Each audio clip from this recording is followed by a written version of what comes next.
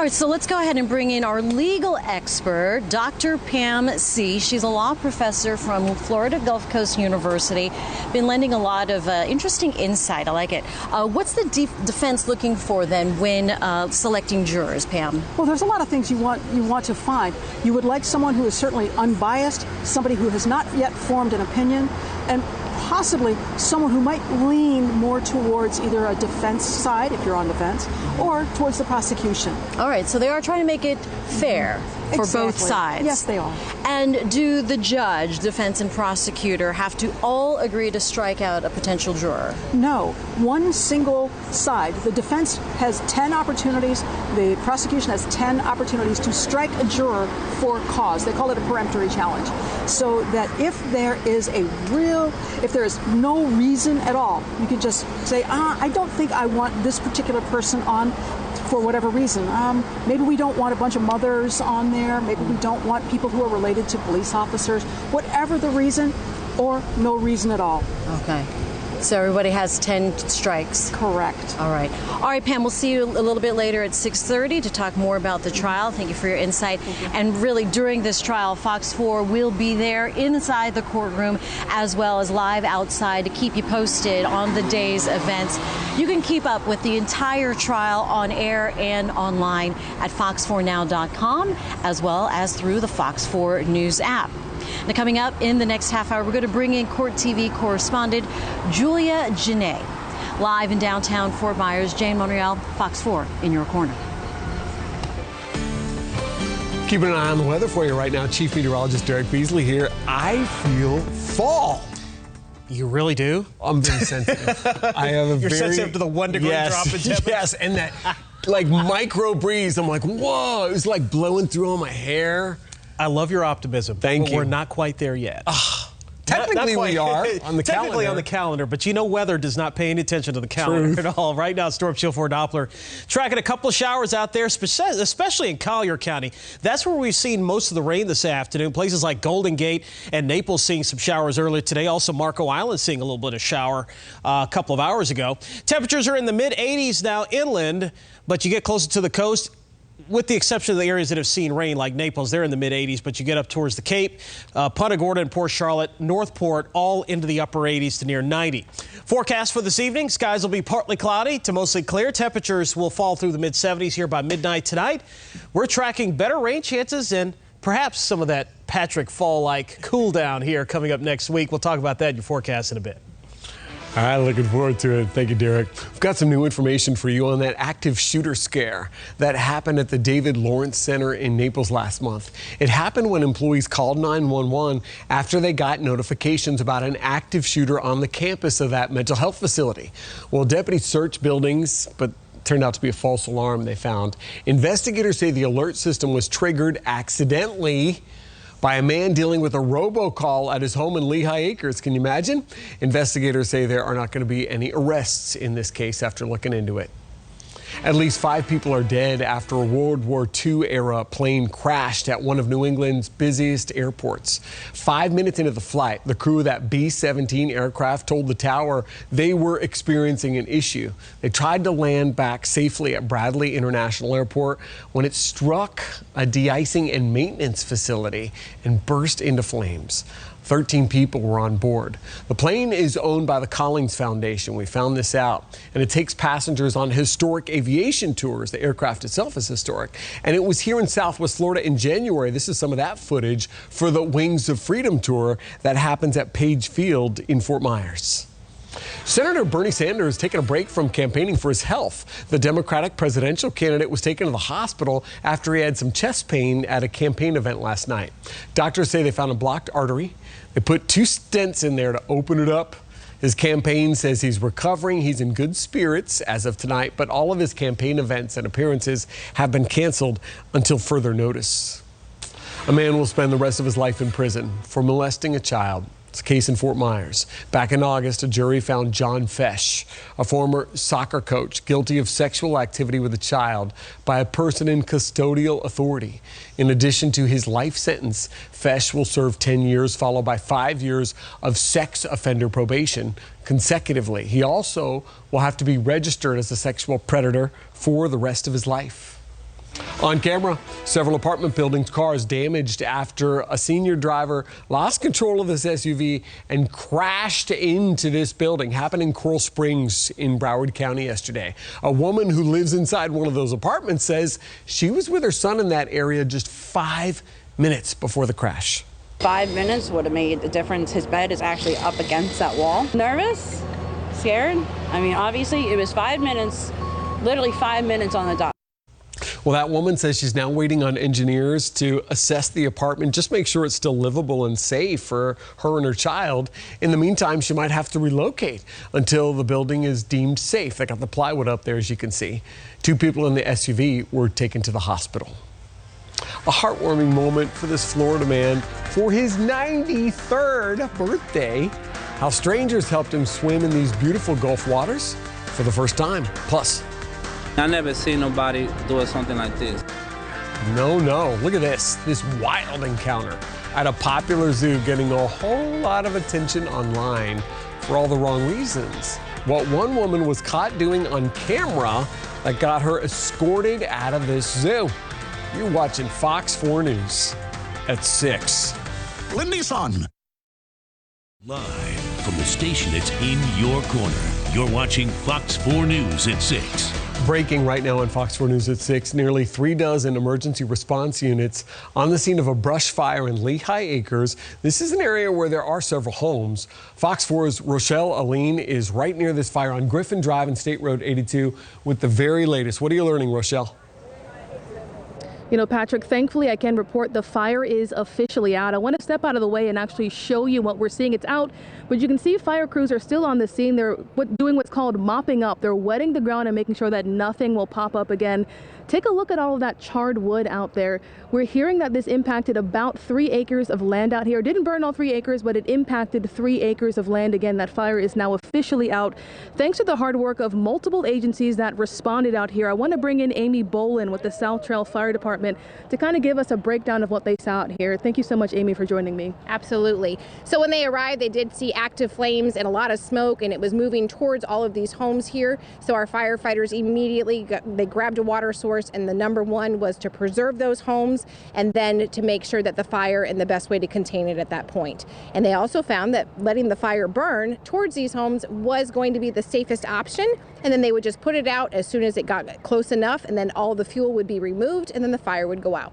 Today was a pretty windy day. I was out here in Lehigh Acres earlier. Was that a challenge you guys faced out here? Absolutely. So the wind originally was pushing it directly towards the homes, and then the wind shifted and started pushing it towards Hampton Park. So we had to have multiple crews in different areas making sure that we surrounded this exact fire and made sure that all the structures and all the people were always safe at all times. And one last question. From the time we heard about it to the time the fire was out, it took about an hour, hour and a half. Can you talk about that fast response and the coordination between districts out here? Absolutely. So the way Lee County works is that our districts, we came in, we had the North Strike team came in immediately, the South Strike team came in, and then South Trail Fire Department, along with all of the responding agencies that came in, worked together as a very, very close team, and they worked together in an amazing way to always keep our residents safe, and that's exactly it. So if they weren't here at this fire, they were backfilling our fire stations to make sure that if anybody needed a 911 service, they were always taken care of. Thank you so much, Amy. Thank you. So one last time that fire officially is out, largely due again to that coordination between fire districts really working together to put that fire out.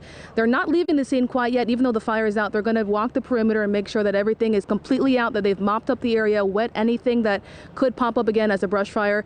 As far as the cause of this fire, they say that that's still under investigation. A lot of times they tell me that brush fires can happen out of nowhere. They're not really sure why they always pop up, but once we have that information, we will let you all know. For now, live in Gateway, Rochelle Aline, Fox 4 in your corner. All right, thank you, Rochelle. Derek has been showing you how dry it is. That's got to be a factor. A 93-year-old Manatee County man in the Bradenton area was able to do something he's never done before in his whole life. His daughter tells our reporter Julie Salamone how she's going to cherish his reaction to it forever. Years come and go just like waves hit the shore. Howard Fisher makes it to the beach when his daughter takes him. This time around, she is sharing a father-daughter moment on Facebook, the post going viral. In the post, she shares words from her father. Sandra, isn't it ironic? I have lived here 20 years and never once went in the ocean. Now I think I might like to, but I can't. Howard turned 93 on September 28th. His daughter took him to Anna Maria Island, strangers helping him out of a wheelchair so he could go swimming. His first time in the Gulf. Salty, and I couldn't stand up because of the current. But that's all right. I sure didn't go in to impress anybody. The Facebook post has more than 8,000 likes and reactions. I don't understand it. What the attraction was to Howard Fisher. I don't understand it. His daughter says while Dad may not remember every little detail, she does. He just kept saying, "Isn't this great, Sandra? Isn't this great? And look at me, I'm floating like a cork." And then he'd say, "Look at the sky and look at the clouds and all these people enjoying themselves down here." She remembers so many years ago, Dad first allowing her to feel sand between her toes. And now she's returning the favor. I cherish every minute that I get to spend with my father. He's just the greatest guy to me. And I'm just so thankful that I still have him in my life.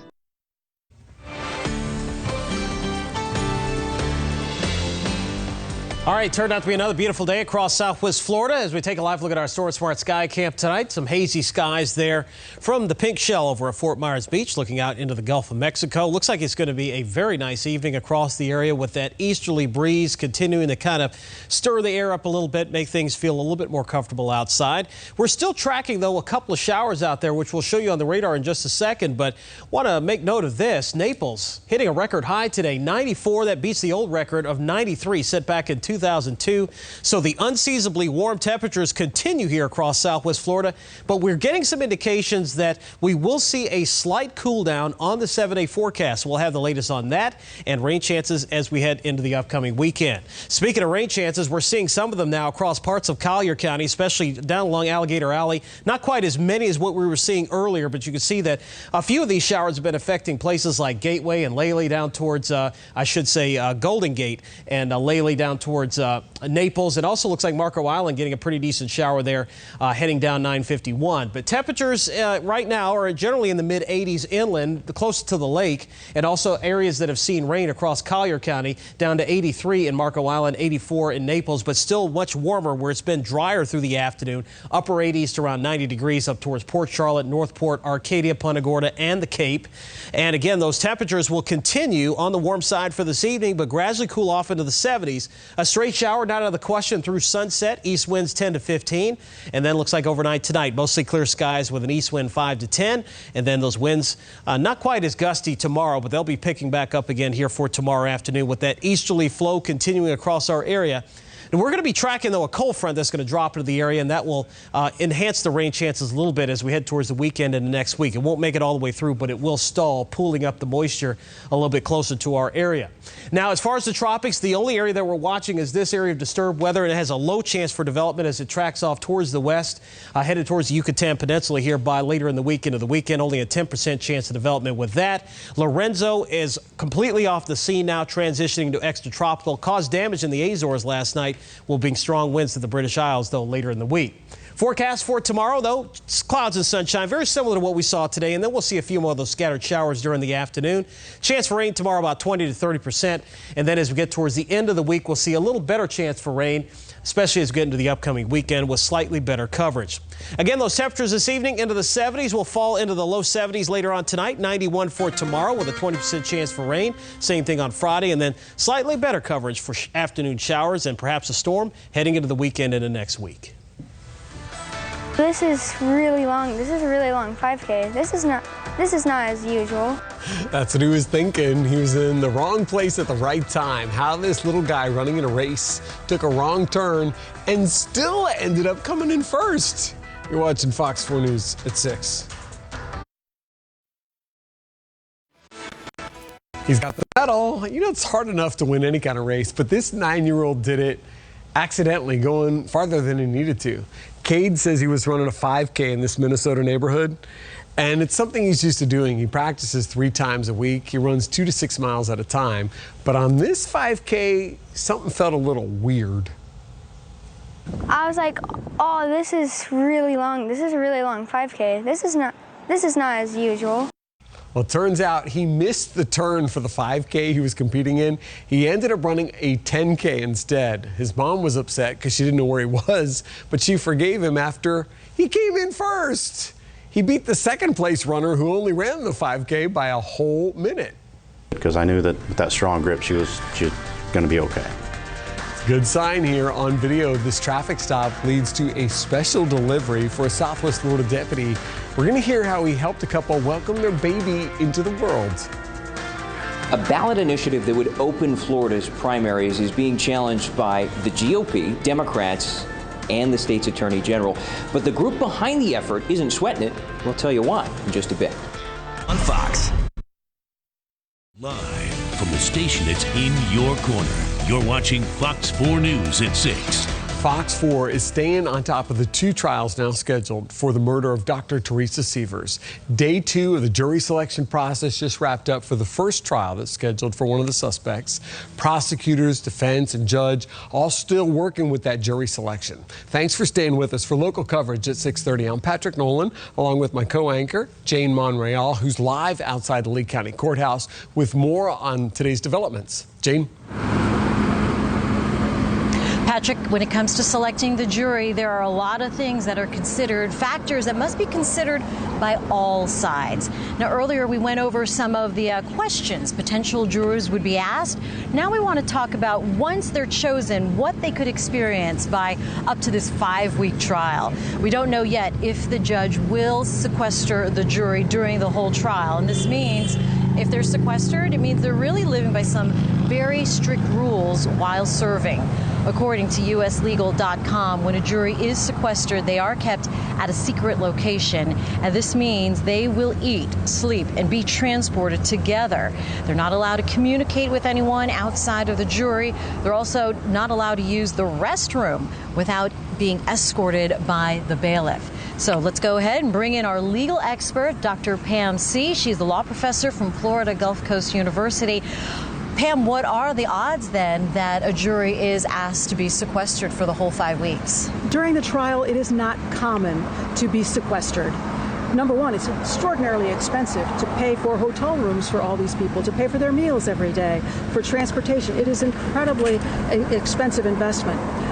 If it is a high-profile enough case, which this one possibly could be, it's possible that the judge could order it, but that's the only way it could happen. All right. Once we get through the trial phase, then we go into the next phase of the trial, which is the guilt, which is looking at the penalty phase, where we're deciding what penalty there might be if he's found guilty. At that point, yes, the jury will be sequestered, and that's where the jury is going to have to be prepared for that. Are they prepared to be away from their family, their friends, their job for however much time it takes for them to make that decision? The other thing they're being asked, Pam, is about being on a death penalty case, right? So will the jury not only determine the guilt or innocence of Jimmy Rogers and Mark Sievers, but the actual sentencing? What goes into that, or how is that determined? Well, let's say that let's say after the guilt phase, the trial phase has been completed and he's been found guilty. At that point, that very same jury will be called again to listen to additional testimony relating to aggravating and mitigating circumstances. That means, was it worse or better? Will there be a death penalty or will there not? All right, Pam See from FGCU, thank you so much for that information. Want to bring in right now Julia Janae. She is our Court TV correspondent. You've been in there all day as well for day 2 of jury selection. Jury selection moving a little bit behind schedule, right? Why is that? Well, it's